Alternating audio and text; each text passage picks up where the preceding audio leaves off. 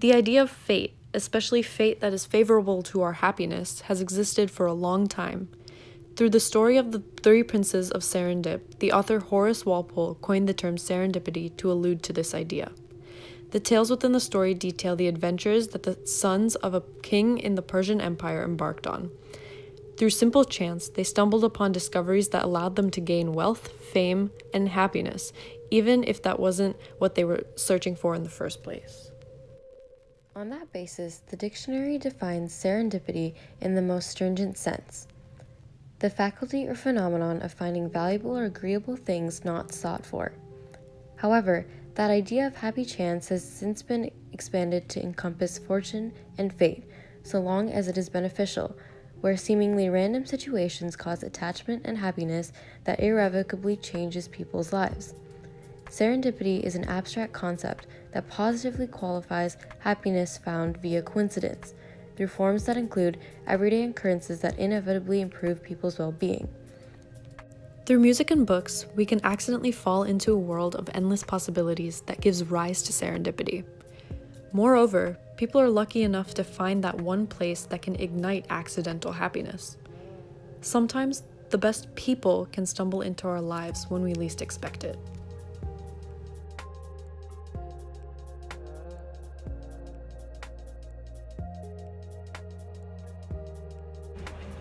My family and friends. My daughters. Home, Daughters, my family. the warmth and security of family. Books every day, which is my happy place. With students, which make me happy. Possibility and the hope. That is the energy of schools.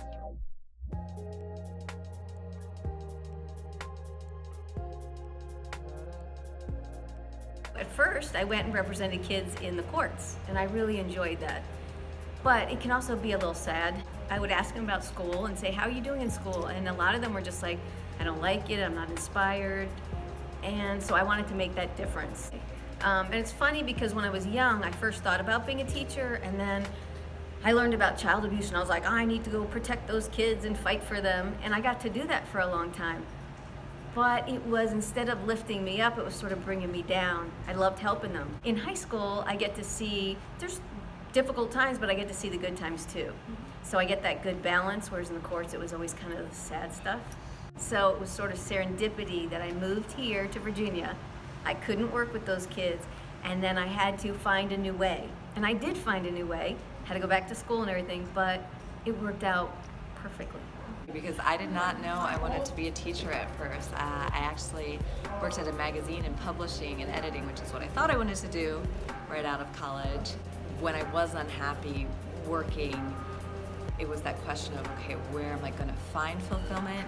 An uncle of mine, he's a athletic director and had an opening to coach volleyball.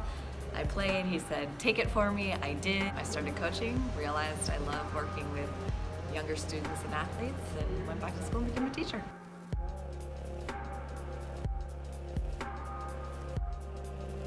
I think there's all a plan.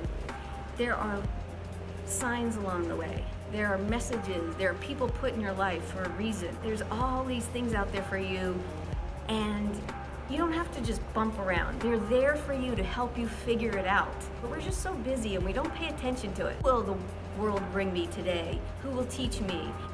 I'd say a little bit of fate. I think there are things I knew but had to kind of be brought out of me and what I really enjoyed and my passions and stuff. I think you make your own happiness. I think the, Emerson and Thoreau both said, make your own Bible. And I believe very, very strongly in that you can find joy, you can find happiness, you can find substantial enjoyment in almost any situation. Coincidence is a driving force in a lot of what happens in life, and I think it's what you make out of the coincidence that gives it substance and gives it a reason that it might not have had in the first place.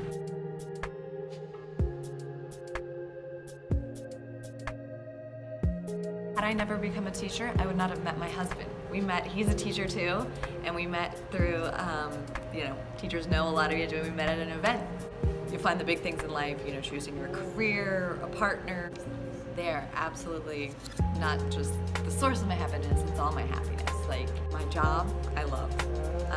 My family, my husband, that work-life balance which teaching affords, those happy moments that you're not expecting but turn out to make the biggest changes in your life for the best. It's a positive connotation.